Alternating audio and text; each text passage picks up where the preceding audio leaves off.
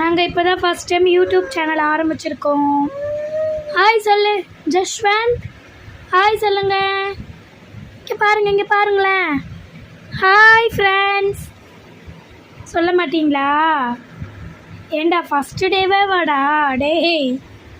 ஏஞ்சிரேன் ஜஷ்வந்த், ஏஞ்சிரி. இங்கே பாரு, அம்மா பாரு.